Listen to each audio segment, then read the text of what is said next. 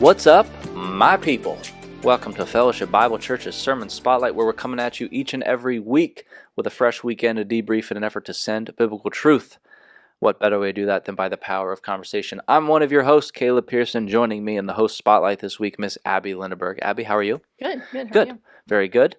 He's with us again, the man, the myth, Mark Carey. Mark, how you doing, buddy? I'm doing fine. You're hanging in? Yep. Very good. So the score today is Allergies 1, Caleb 0, and it's brutal. But I'm hanging in. So 'tis the season. Every time the seasons change, get a little sick. Yeah. So I can anticipate it at this point. But that's why I sound the way I do. As far as the way I look, can't change that. Guys, let's jump into a Sunday in review. Abby, I'll come your way first. Yeah.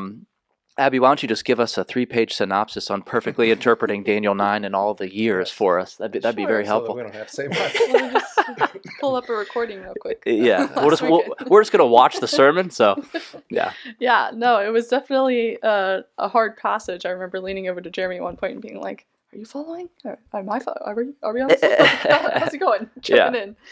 Do you ever feel like you struggle with man, how am I going to communicate this? Even if you understand where it is, how do you?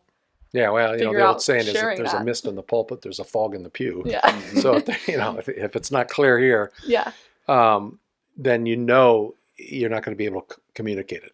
Hmm. So part of my study regimen is to make sure I exegete the passage, that I understand the text, the context, that I understand what it's saying. Yeah. What did the author intend, and what is it saying?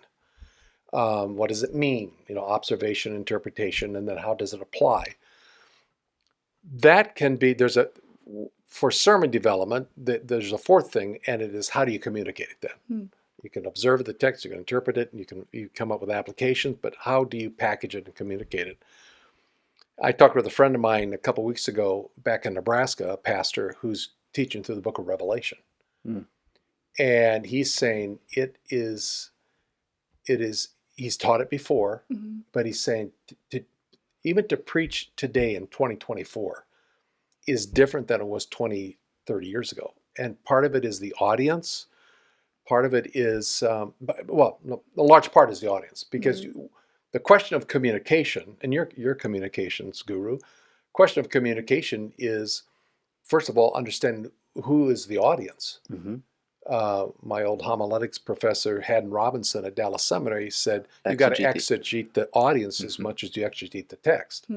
So you got to know your audience, and then how do you package it so that it does make sense to the audience.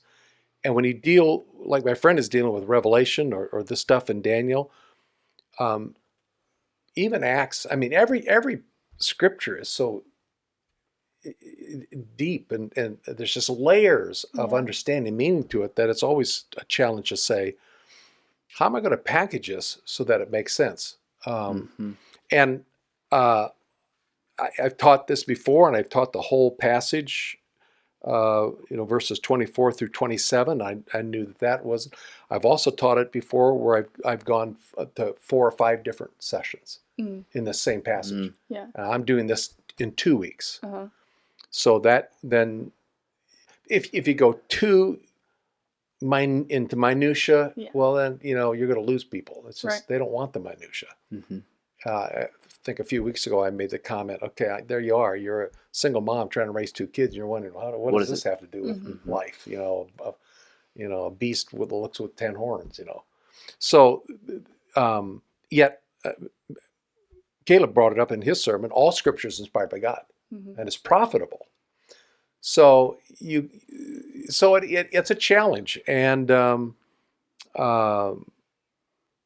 you just trust the Holy Spirit. And the bottom line is, you trust the Holy Spirit that He will communicate His word to people who are at different levels of understanding of the Bible. You might have an unbeliever. You might have a brand new believer. You might have a person who's been a believer for 40 years, but it's 40 years, 1 year of growth repeated 39 times. Yeah. So there's just all different levels. You've got some people who are just, they want to tear apart the Scriptures. They want to get into every little nook and cranny of it. And so there's this whole range, and you just kind of throw it up and trust the Lord that it's going to stick. Yeah. You know, Yeah. That's a long answer to a short question. But. No, that's good. That makes sense. Mm-hmm. As you wrestle with this, the weeks and the years, and deciding what do I leave on the cutting room floor for next week, walk us through what that planning process was like, and how do we know to understand these units of 7 in terms of years and not weeks? How do we not take it literally if we have that translation that keeps using the word weeks? Well, first of all, I thought there was enough content in verse 24 to have that suffice as a sermon. If I wanted to unpack those 6 goals or the results, right. And so Gabriel talks about 70 weeks have been decreed for your people and your holy city to finish, to accomplish these 6 things. I knew that he's going to unpack it in verse 25 and 26 and 27. There's 7 and 62 in the final week. So I knew that'll be another sermon, and I can just talk quickly about the kind of introduce the timing of it. I really wanted to communicate at the beginning the recipients for your people and your holy city. Right. Because it was an answer to the prayer that you had preached on of Israel and Jerusalem. And I wanted people to see the context. This is what it's all focused on. And the reason that's important is because when we get into the details in 25 and 26, well, even what the content of verse 24, the 6 results, people want to apply that to us today, the church or whatnot. And I mean, you can do it. You can apply it to little green men on Mars if you want. Right. But the text doesn't, you can do that, but then you're violating the text. Because clearly Daniel's praying about Israel, his people, and Jerusalem. And clearly Gabriel is coming and saying at the beginning of your supplication, I'm giving a response. 70 weeks have been decreed for your people and your holy city. Now, unless you want to play, literary gymnastics, that's the Jewish people and Jerusalem. That's the focal point. So that I wanted to make sure that was clear. Yeah. And I think that was helpful because when I was in the pulpit a couple weeks ago, I tried to address this question, kind of why pray, and it's cool to see that's what Daniel prays for, and then Gabriel sent to answer the prayer. But it would be a little odd of God to say, hey, go answer the prayer, and have none of it have to do with Israel. Yeah. Or go ahead and give him some end time stuff for the church age. It'll be hilarious. That's a mystery to him, and he'll never. Right. So it's a direct. Come back and tell me what the look on his face was. Right. So it's so cool to see it fit in, and I think and in my study of Daniel, I've realized there's a lot that has happened in history, and we live in the now. We think of the now and the future. But the idea of where we are, that valley between the peaks, and realizing, okay, wait a second. If it's biblical prophecy, where in the world am I in reference to this? So that I'm not misapplying. And then we're looking for the wrong things. Right. And again, the context should help. There should be indicators in the context. Now, one thing that was left on the cutting floor that I do think is kind of interesting, going back to the years, 77s, the word is heptad, 77s of something, okay? And everybody, for the most part, will interpret that as years. And logically, because days, so 490 days, well, nothing got accomplished in 400. That's a little over a year. Right. Yeah. So years make sense, but it does, in the context, back in chapter 9, the first few verses, you talked about it, that Jeremiah had prophesied that there were 70 years of captivity. Well, where did Jeremiah come up with 70 years? Right. Well, there were years that they had not celebrated the sabbatical year. There were 70 sevens of those. And so for every sabbatical that was neglected, there was a year of captivity, right? So 70 70 years of captivity in Babylon was based on that. And Mhm. there's a verse in That's helpful. Chronicles, 2 Chronicles 36:21, where the chronicler writes, verse 20 says, those who had escaped from the sword, he carried away to Babylon. That'd be Daniel and Ezekiel, and they were servants to him and to his sons until the rule of the king of Persia, Cyrus. Then verse 21 says, this was to fulfill the word of the Lord by the mouth of Jeremiah, until the land had enjoyed its Sabbaths. All the days of its desolation, it kept Sabbath until 70 years were completed. There were 70 Sabbath years. Every 7 years was a sabbatical year. 7 times 70, so 70 years of captivity represented each one of those a 7-year period sabbatical that had been neglected. 70 times 70, 490 years. Mm-hmm. So now God is sending Gabriel and saying, the Jewish people will fulfill the 70 years of captivity. Now I'm going to add another 490 years. You messed up on the previous 490 years. I'm going to add another 490 years. Mm-hmm. So that's why I know it's not weeks or days Right. or months. It was 70 years that there's 490 Well, years.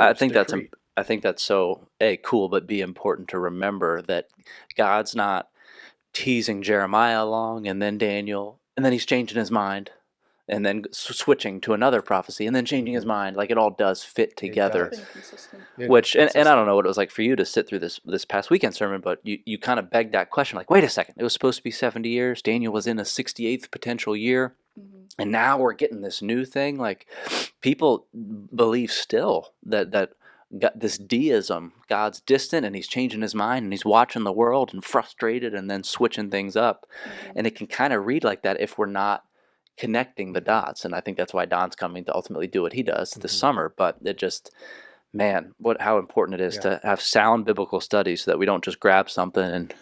So what were some things that might have been confusing for you sitting out there? Well, the one was weeks. Like, my translation specifically says weeks. So then I'm like, how? I know that sometimes words are wrong. People interpret it wrong, but it's like, how did they get it so wrong, you know? Mm-hmm. And so I know I was kind of questioning that personally. And you know, and again, to answer, I don't know either. I don't, because every translation except the NIV, and they did say sevens. 77s. And it was like, good for you. Now they blew it in the next verse. Right. You know, but yeah, so it would just maybe just they just think weeks, 7 days, 7, I don't know. Yeah. But Yeah. that's An all our assumption. translations Yeah. will say 70 weeks. Yeah. Well, like, I have an ESV study Bible here, and so it says weeks, and then the footnote is or sevens. So it's just so fascinating when these translations decide. We'll give you what the actual word was at the bottom in a little tiny footnote. We'll give you what we think the word was in the main text. Yeah. And that's one thing that I've continued to learn since I started here at FBC was, don't just like have a favorite translation and be like, I got it, but actually dive into the text and understand and start to compare translations even and say, okay, how in the world did we get to where we get to today? Yeah. That's a similar question I think a lot of Christians have. What's up with all these denominations? What's up with all these translations? It gets messy when we screw up God's word. A Bible program or a hard copy of a Young's Concordance that has a numbering system, and you can just look it up and you can see what it actually says if you take the time to do that. But what other? Also, just like the general timeline, because so we talked about the 70 weeks or 70 years, but then down a little bit further, 7 weeks and then 62 weeks. Yeah. Like, why isn't it just one number? You know. Next week. Okay. Yeah. It just felt. It seems like I'm sure it there is a reason. Yeah. And I don't think there's not necessarily agreement on that reason. And it's one of those curious things, but obviously there was a reason for it. Yeah. And I think there's a logical reason I'll share this weekend, but you know, it's talking about the context of restoring and rebuilding, the decree to restore and rebuild Jerusalem.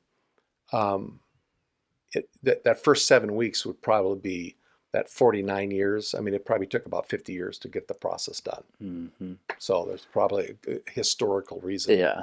that's in there. Well, and I know scholars will wrestle. Are these consecutive? Does it immediately jump into the 62 weeks? Is there a gap of time between? Like all that stuff comes into play Yeah. when you wrestle with these numbers. Yeah. But rest assured, this week we're going to actually put out exactly the date, Nice. the time, the timeline, the graphic about when that decree was issued, That's what I figured. and then you figure out the 490 years from there, and it's eye-popping, amazing Yeah. where we end up. Yeah, When the that's good. conclusion of I 490. figured that's what we would do. I was down in F3 because Hannah was singing down there, Mhm. and I guess it was the 9 o'clock service. But when you were like, I'm done. It got a cackle out of people because we could kind of tell. It's like, okay, he's got a couple minutes left. Clearly, we're splitting this up for good reason so that we can account for some numbers next time. But I will say, Mark, just to transition to one more thought here, I think it was so important from a communication standpoint, let alone a biblical one. Focus on verse 23, and the ESV says, "You are greatly loved." Mhm. You brought out the highly esteemed. I just think that's so important to remember, so that we don't get lost in the weeds arguing about the numbers. Right. But don't forget about the communion here and the heart of God behind all of it. Right. It's not a heart of teasing. And and the other thing is, by way of application, people may not agree with how the timing, the chronology, and there are godly people who take different views on this. Mm-hmm. We can't all agree that because of Jesus, we are all priceless treasures, and that's where I wanted it to end up. Yeah, Because I do think there are people who sit out there and really question, Mm. am I loved by God? If God does love me, why are these things happening? Mhm. Why, and they will, their view of God, as all of ours in some form or fashion, unfortunately can be, their view of God is shaped by maybe their earthly father or some life experience. And those are just, to me, little subtle things that the God of this world does to, it's what Satan did to Adam and Eve, or to Eve when he tempted her. Did God say that you can't eat of? Why? It's like God is holding out on you. And he's supposed to be a gracious God, but he's telling you not to do something. I mean, but he knows that if you eat it, not only he's not gracious, he's jealous. He doesn't want you to take of that fruit because you'll be like him. So that's Satan's MO. It's to get us to question the character of God and move us away so that we don't want anything to do with him. And to think that we're viewed as a priceless treasure draws us to him. And I think that was a desire of that. Yeah. Back in verse 24, I did the 6 things. If we interpret those things more literally, and that's just an approach to Scripture. It's hermeneutics. It's how to handle the Scriptures. And so when you look at those 6 things, to finish the transgression, it's singular, it's definite. Those things matter. Yeah. Oh, yeah. So what transgression? I make an assumption that it's the ultimate transgression is rejection of Messiah, but or to finish or to seal up sins. That's plural. To make an end of sins, to make atonement for to bring in everlasting righteousness, to seal up vision and prophecy. If you take those things literally, you've got to come to the conclusion some of that stuff has not happened yet. The basis of it has, when Christ came, our atonement, the basis for doing away with all sin, all that was done at the cross 2,000 years ago. But the reality of that, especially to the Jewish people, again, if you're saying this is all of it, Gabriel's saying this is for your people and for your holy city to accomplish these 6 things. There just they haven't completed yet as of even today. And that was one of the points when it says that I was trying to make. I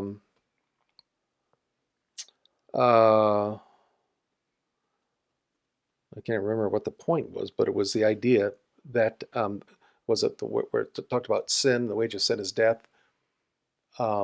We're still here, so these things haven't been accomplished, haven't happened yet. the word of Jesus, the abomination of desolation, that Right. none of life would be spared. You take those things literally, Mm-hmm. and I don't know, taking things literally doesn't mean we don't have figures of speech and Right. metaphors and things like that. But I don't know how you interpret Scripture otherwise. Mm. It's a free for all. Yeah. Mm-hmm. I mean, you might as well say Little Green Men in Mars. Why is It it applies just to a them, Jew? yeah. Yeah, why I can say whatever I want to say. Yeah. If I set aside the text Mm-hmm. and then kind of read my favorite theology into it. Right. Mhm. So I think these things are yet to happen, to seal up vision and prophecy and to anoint the most holy place Mhm. as it relates to the Jewish people. Now, there is a whole perspective out there called replacement theology. We've talked about it on the podcast before. That says the Church of Jesus Christ has replaced Israel, that Israel, God's done with Israel. Hmm. The church has replaced it. And many godly people hold to that Mhm. perspective. I just don't think it holds up Right. under scrutiny of a literal hermeneutic. And if you don't have a literal hermeneutic, then again, you can come up with anything. Mm-hmm. Especially in prophetic scripture. Mhm. But you can have a ball coming up. It can be fun. Yeah, you can say whatever you want to say it and come up with all sorts of weird stuff. Yeah. And that's the beauty of ending there this past weekend, reminding people of God's character. It's in the Word of God. It's relevant for today. And I think that's what's so important about the opportunity we're going to have this summer. So just to kind of transition into some announcements here, like Don will be coming and talking through what we're calling the prophetic bridge. He'll be connecting this book and Revelation specifically through the teaching of Christ. And so we've had opportunities to kind of go to Christ and hop back and forth. Mm-hmm. But I'm very excited for him to have the time to do that so that we can have a greater understanding of where we are in relation to all these things. So it's not just FYI head knowledge, and it's not also just to charge us up and get us excited about the end times or experts at knowing when it's going to happen, but what is our responsibility? Yeah. What is our call between that? So, and again, that's another frustration of teaching this material is, you'd love to jump into, I just read a verse from Matthew 24 where Jesus quotes Daniel because it applied to Daniel. But there's a lot of material that is not included in Daniel's teaching. And there's a lot of people, say in the congregation, who has studied certain things of prophecy, and it's like, well, Mark, what about, what about? Well, we're teaching Daniel. Right. But that's why I thought it was good to invite Don to come and do that Olivet Discourse, that Matthew passage, which is a bridge between some Revelation stuff and Daniel stuff. And not that we'll wrap it up in a nice, neat bow. Right. But I don't know if you can do that. I don't know if you can do that. But it'll add a little bit more, and it'll be if people can make the time to come on that Sunday night, the 9th, and on Monday night. Yeah, or the 10th and 11th. He'll be here June 8th through 10th. So if you're able to come for the service, that'll be part one, and then you can come back that Sunday night the 9th, and then Monday night the 10th for the final 2 parts of that as well. Another thing I did want to remind people of before we get out of here is Vacation Bible School's coming up. That'll be June 24th through 28th. That's grades K through 6th. But and that's they'll where be we're going over the 70 weeks of Daniel. Yeah, they're gonna do a performance for us and give us a perfect package of it. But no, Mark, thank you for being here, man. Yep. It means a lot. Appreciate it. Abby, thank you very much course. as well. For all our viewers and listeners, remember that we love to hear from you. You can send over your thoughts or questions at fbcva.org/podcast, and be sure to check out our other podcast channels as well on our YouTube page. The fact of the matter, everybody, is that sermons are not meant to take an hour, but rather transform a lifetime. Till next week, much love. God bless.